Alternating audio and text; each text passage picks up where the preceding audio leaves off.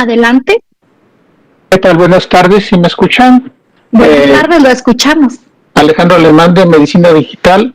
Doctora Ceballos, mucho gusto en conocerla. Quisiera que nos hiciera el favor de hablarnos un poco más de las tareas de la Dirección de Vigilancia Epidemiológica en Enfermedades Transmisibles. Si hay algo que haya cambiado o que vaya a cambiar a partir de esta situación de pandemia. Si ustedes están trabajando con unidades de segundo nivel, si hacen recomendaciones, qué tipo de productos son los que es posible consultar. Son ese tipo de preguntas. Muchas gracias. Claro que sí. Muchas gracias, Alejandro, y gracias por la oportunidad. Es un gusto conocerlo también. En la Dirección General de Epidemiología, como ustedes saben, cuenta con distintas áreas que se encargan, digamos, de diferentes elementos de la vigilancia epidemiológica. Es importante mencionar que la Dirección General de Epidemiología, dentro de su objetivo y sus líneas principales de acción, es, como su nombre lo indica, la vigilancia epidemiológica. Una de las áreas que se encuentran en la Dirección General de Epidemiología es la Dirección de Vigilancia Epidemiológica de Enfermedades Transmisibles, la cual pues tengo el honor en este momento de estar dirigiendo o gerenciando. Le comento un poco. La Dirección de Enfermedades Transmisibles está dividida en diferentes componentes. Tenemos y llevamos a cabo la vigilancia epidemiológica de varias enfermedades, múltiples enfermedades que atañen a la población en nuestro país. Por mencionar algunas de ellas, tenemos, digamos, elementos principales dentro de la dirección de área, así es como las conocemos a las 4 que conformamos la DGE, direcciones de área, del área de vigilancia epidemiológica por indicadores, y tenemos otras 2 direcciones de la vigilancia epidemiológica por laboratorio en el INDRE, ¿no? Entonces, dentro de las 4 está la de enfermedades transmisibles. Tenemos el componente de enfermedades transmitidas por vector. En esta, digamos, en este subcomponente realizamos la monitorización de más de 10 enfermedades que se transmiten a través de un vector, como lo pueden ser dengue, zika, chikungunya. También tenemos las enfermedades prevenibles por vacunación. Este es otro grande grupo de enfermedades que nosotros monitorizamos, hacemos la vigilancia epidemiológica. Entre ellas está sarampión, rubiola, tétanos neonatal, polio, ¿verdad? También es muy importante esta enfermedad, y otras. Otro de los elementos que tenemos en esta dirección es la vigilancia de las micobacteriosis. Esta es la enfermedad, tanto la tuberculosis como la lepra, son enfermedades que se transmiten a través de una bacteria llamada micobacteria. Digamos que una micobacteria es la que causa la lepra y otra la tuberculosis, y entonces tenemos este componente de las micobacteriosis. Y también tenemos otro elemento que son las enfermedades de transmisión sexual, en donde tenemos la vigilancia de VIH. Se lleva en esta dirección de área también la vigilancia de VIH y sífilis congénita. Y pues finalmente también tenemos la vigilancia epidemiológica de las enfermedades diarreicas agudas.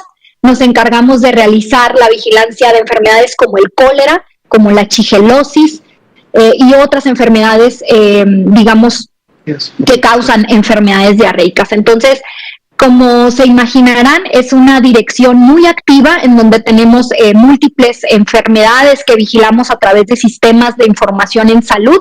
Tenemos más de 30 sistemas de información en salud que nos ayudan a vigilar más de 50 enfermedades en esta dirección de enfermedades transmisibles. Ahora, uno de los elementos que dejé al final para mencionar es la vigilancia epidemiológica de los ESAVI, que como ustedes saben y el doctor Alomía nos acaba de comentar, pues son los eventos que supuestamente se atribuyen a la aplicación de un biológico. En esta dirección de área realizamos la vigilancia de los ESAVIs, tanto los ESAVIs causados por aplicación de biológicos contra COVID-19, como todos los demás ESAVIs por todos los demás biológicos de nuestro país, es decir, ESAVIS por la aplicación de la vacuna SR, SRP, pentavalente, etcétera, ¿no? Entonces, lo que nosotros hacemos es llevar a cabo el enlace, porque hacemos una parte de coordinación con los estados para que los estados, las entidades federativas, que a su vez concentran información, validan información de sus jurisdicciones y de las más de 25,000 unidades del país, pues lleguen hasta la Dirección General. Ahí nuevamente realizamos el concentrado de las 32 entidades, la validación, la verificación de la información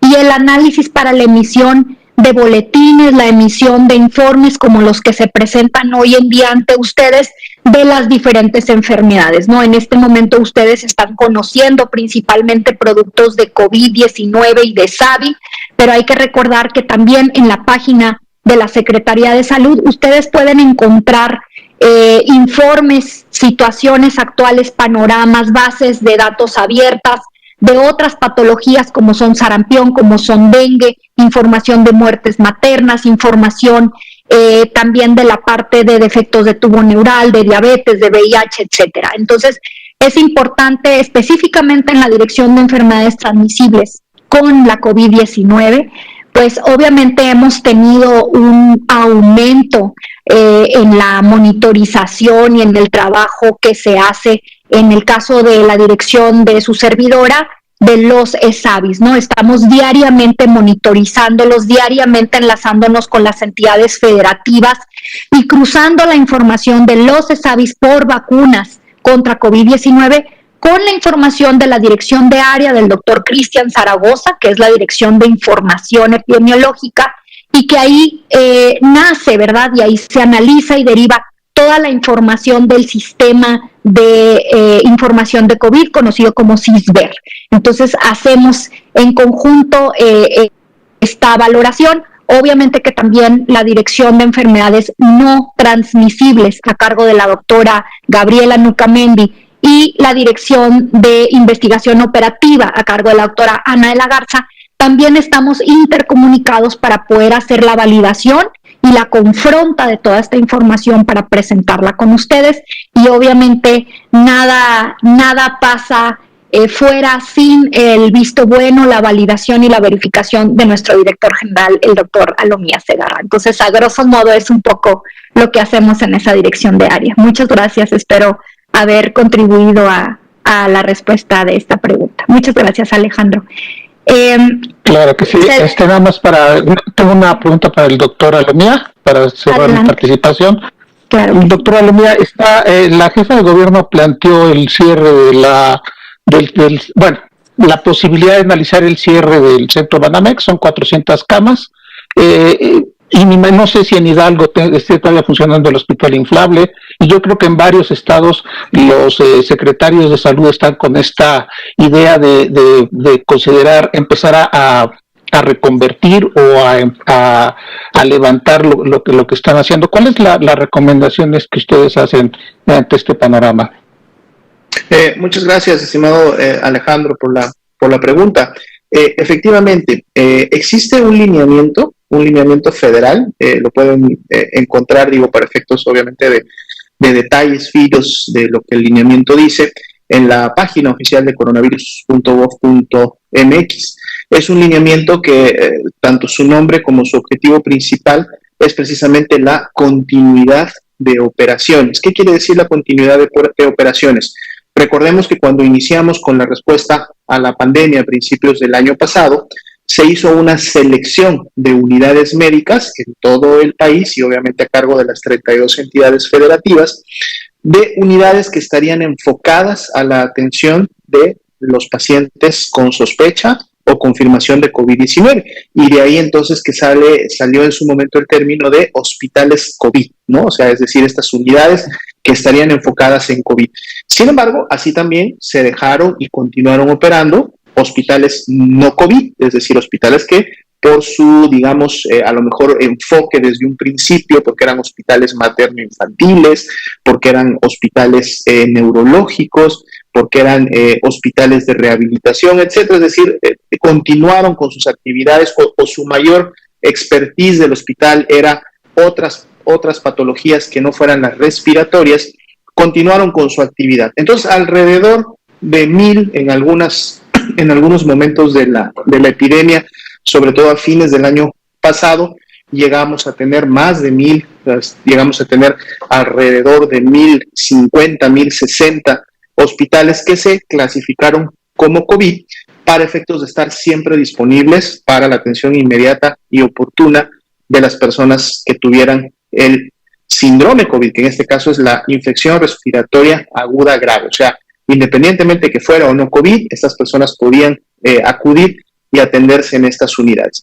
¿Qué pasa cuando la epidemia empieza a tener una magnitud baja, como la que hemos visto obviamente en las últimas semanas? Esto lo contempla este lineamiento de continuidad de operaciones. De hecho, una de las principales condiciones, y es por eso que de seguro la Ciudad de México y algunas otras entidades lo han empezado a considerar, es que para poder aplicar el lineamiento de continuidad de operaciones, la entidad debe de haber alcanzado al menos el nivel de riesgo de color amarillo.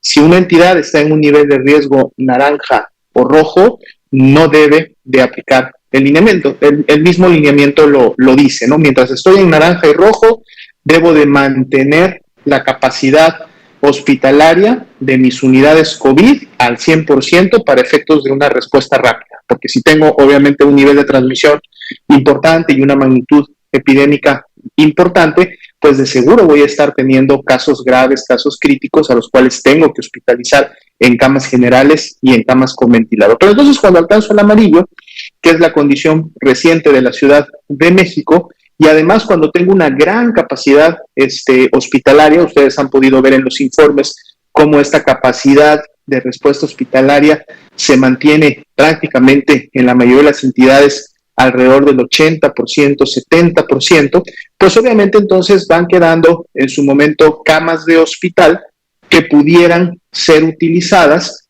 para otro tipo de patologías, para otro tipo de enfermedades, para continuar con atenciones que en su momento en esa unidad médica, no en todo el país, pero sí en esa unidad médica, tuvieron que diferirse o tuvieron que postergarse por efectos de que esa unidad y esa cama fuera COVID. Ahora, lo que el mismo lineamiento también plantea es que aunque pase yo a esta continuidad de operaciones y disminuye en su momento la cantidad de camas COVID, ya sea generales o con ventilador, siempre debo de mantener al menos un 30%, ¿sí?, disponible, inmediato, para efectos de recibir pacientes de ese total que en su momento yo logré. Es decir, si en algún punto de la epidemia, vamos a suponer que el punto más alto que tuvimos allá por diciembre, yo llegué a tener 1,000 camas clasificadas para la atención de pacientes COVID, el lineamiento me dice que mientras la epidemia en México no termine, pues yo de esas 1,000 camas debería de tener como mínimo siempre 300 camas disponibles, o sea, es ese 30%, y son disponibles, o sea, no estamos hablando obviamente de las que ya tienen pacientes en un momento determinado operando. Entonces, esto obviamente ya es un ejercicio que cada una de las entidades a través de sus servicios estatales de salud y a través de las instituciones, recordando que el Instituto Mexicano del Seguro Social, el ISSSTE, Pemex, Sedena, Semar, también operan el sector salud para cada una de sus áreas, pues entonces dependiendo del semáforo de riesgo en que se encuentran y dependiendo de la ocupación que están teniendo, porque además esto ya no es en el total de la entidad, sino que esto se tiene que analizar a nivel de cada unidad médica, ¿no? O sea, llegué al amarillo, muy bien, pero entonces ahora tengo que revisar cómo dentro de ese amarillo o inclusive estando en verde, cómo están mis unidades médicas. Cada unidad médica debe a su vez cumplir con el criterio, no basta con que la entidad lo haya cumplido como una media o como un dato global, sino que cada unidad debe de estar cumpliendo con los criterios del lineamiento de continuidad de operaciones y de cumplirlos, bueno, entonces pueden obviamente empezar a realizar esto que comentábamos, que era destinar camas a otro tipo de servicios, pero para cada unidad manteniendo siempre este buffer, background, digamos, de respuesta inmediata que debe de haber ante un incremento. Y obviamente, si la entidad, después de haber estado en verde o en amarillo por alguna condición, regresa a un nivel superior, es decir, regresa a un naranja, como un primer paso, inclusive con la potencial de poder en algún momento regresar a un rojo, pues obviamente el mismo lineamiento dice entonces que al regresar a niveles de riesgo superior, deben nuevamente reconvertir y volver a la capacidad de atención que tenía en un momento determinado para efectos de toda la atención. Entonces, es básicamente la respuesta. Sí, doctor, no, es que le eran los casos muy concretos. El Centro City Banamex no es hospital, el Autódromo tampoco es hospital, el Hospital Inflable de Hidalgo es un hospital que se pone y se acondiciona, o sea, sería un costo alto desmontarlo y volverlo a montar. Ese era, en ese sentido, va sobre el lineamiento, pero ¿qué significaría usted, qué salud que está recomendando? ¿Que quiten esas grandes instalaciones? Sí, no hay una recomendación específica, digamos, para tipo de unidades. Ahora, lo que sí recomienda y está en el lineamiento es que recordemos, tenemos las unidades médicas, o sea, los hospitales como tal, segundo y tercer nivel de atención, que ya eran unidades, y tenemos entonces estos elementos o estas unidades que fueron más bien parte de una expansión, ¿no? O sea, se activaron áreas que no necesariamente eran hospitales, y entonces a través de ellos se pudo incrementar y expandir la capacidad de atención. Entonces, son precisamente estas áreas las que primero empezarían a, vamos a decir, desactivarse, dado que lo que se asegura es que se mantenga la capacidad, sí, en unidades médicas. Obviamente, muchas de estas unidades de expansión han funcionado, inclusive, y lo decimos específicamente para la Ciudad de México, las dos unidades que menciona, también con aportaciones y contribuciones de organismos privados o de organismos de la sociedad civil, que de seguro en su momento también obviamente estarán, digamos, con toda la capacidad y con toda la disposición de, si fuera necesario más adelante, poder nuevamente volver a apoyar a una entidad federativa en particular para llevarlo a cabo. Pero justo si en un momento se va a empezar a aplicar el lineamiento de continuidad de operaciones, pues justo serían estas unidades de expansión que no son unidades médicas, en donde podríamos ver los primeros pasos de desactivación. Gracias. Gracias también. Gracias por la respuesta, doctor, y muchas gracias también por sus preguntas a Alejandro Alemán. Cederíamos la palabra, nos quedan todavía 6 minutitos a Arturo Contreras. Adelante, Arturo, por favor. Hola, gracias. Buenas tardes a todos. Buenas tardes, doctor José Luis Omía. Una duda rápida. Ayer presentaban los avances en telemedicina, ¿no?, que se han aplicado ahora durante la pandemia, y un poco lo decían enfocados en tratamiento de COVID largo, ¿no?, de estas personas que se enferman y que tienen los síntomas por varios meses. Entonces hemos recibido como un par de preguntas de personas con estos síntomas, si la atención que se da a las personas con efectos largos de COVID van a ser solamente a través de este tipo de plataformas digitales, ¿no?, y a través de centros, más bien así, ¿no?, a distancia. Nos preguntan las personas que no tienen acceso a internet, ¿no?, o a medios de comunicación, o tecnologías de la información más nuevas, más novedosas, ¿cómo pueden hacer en caso de que familiares suyos o personas cercanas tengan afecciones largas de COVID? Eso es como una primera pregunta. Tengo otras dos, pero no sé si hay tiempo. Una segunda era sobre los datos de la vacunación, ¿no? Ya varias veces nos han informado con estos mapas que presentan aquí en esta misma conferencia, pero nos preguntan igual desde redes sociales varios usuarios, varios ciudadanos, si estos datos podrían estar en algún tipo de formato de datos abiertos en los cuales las personas los puedan consultar, ¿no? Porque luego comentan que es difícil verlos a partir de la página de la vacuna COVID. De momento sería nada más eso. Tengo otra pregunta, pero creo que no va a dar tiempo, entonces pues nada más. Muy bien, muchas gracias, Arturo. Pues cedería la palabra al doctor José Luis Salomía para platicar un poco acerca del componente de vacunación, sobre todo lo que nos preguntas de vacunación. Creo que vamos a darle prioridad a esa respuesta y continuaríamos con la siguiente pregunta. Adelante, doctor. Gracias, doctora Santa. Sí, efectivamente es un tema que se ha estado ya tratando entre las áreas que se encargan precisamente de los sistemas de información. Así como en su momento, desde el año pasado, tenemos la plataforma de datos abiertos para efectos de la información de COVID-19, se han estado solicitando una serie de elementos para que también formen parte de este grupo de datos abiertos. Yo creo que es algo que se está más que todo trabajando, es decir, recordemos que al igual que como sucede con la integración de la información de la enfermedad, en donde las 32 entidades federativas y todas las unidades médicas son las que capturan los datos y las envían, en el caso de la vacunación, pues esto ocurre precisamente en los puntos de vacunación, en donde la brigada Correcaminos, que tiene identificado a actores específicos para cada una de las actividades que se llevan a cabo en el punto de vacunación. Uno de ellos es precisamente el registro de las personas, el registro de la aplicación de la vacuna y todos los datos que en su momento lleva la vacuna, obviamente inmersa al momento de aplicarse. Y esta información va subiendo, es decir, se va capturando. En ocasiones se puede hacer una captura directa, sobre todo cuando en el lugar en donde se encuentra la brigada y el punto de vacunación, pues tiene cobertura de internet. Recordar que al menos tendría que tener cobertura de tipo servicio celular para que los dispositivos puedan funcionar y subir la información, o en su momento esa captura pues podrá subir al sistema cuando el equipo se conecte en algún momento del día o al día siguiente a la nube. Pero más allá de toda esta logística para poder recibir la información, finalmente, después de varias etapas, esta información llega a, digamos, los servidores y las bases de datos de la Secretaría de Salud.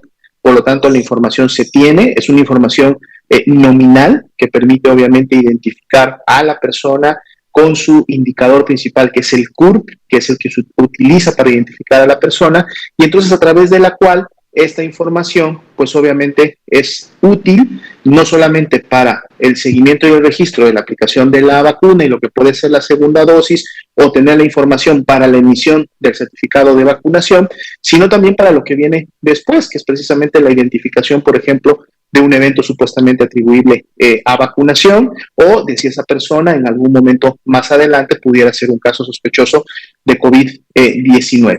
Entonces, yo creo que es cuestión nada más de tiempo. Tomamos la pregunta, se la compartimos a los responsables directos para que ellos nos informen si en algún punto más adelante se estaría pensando publicar una base de datos abiertos al respecto. Muchas gracias, doctor. Y pues Arturo, ya estamos sobre tiempo, pero sin embargo comentarte, la verdad es que la participación el día de ayer del doctor Rosbel y también el colega del Instituto de Nutrición y Ciencias Médicas, Salvador Subirán, fue muy interesante. El tiempo se nos hizo muy corto. De hecho, la idea sería poder programar una nueva sesión y poder ampliar más, porque como ustedes ayer escucharon, aún hay mucho más que hacer, ¿no? Creo que la telemedicina ayer sí todos estuvimos muy sorprendidos con el panorama. Y pues bueno, nos llevaremos de tarea, Arturo, y seguramente el día de mañana que nos veamos, pues podríamos complementar esta respuesta. Pues básicamente ya son las 8 de la noche. Les agradezco a todos la asistencia y la participación. Mi nombre es doctora Santa Elizabeth Ceballos Liceaga, directora de Vigilancia Epidemiológica de Enfermedades Transmisibles, y el doctor José Luis Alomía Segarra, director general de Epidemiología. Les agradecemos a todos la asistencia y la atención. Recuerden mantener las medidas de sana distancia, el uso de cubrebocas, y nos vemos mañana. Cuídense mucho y quédense en casa. Saludos.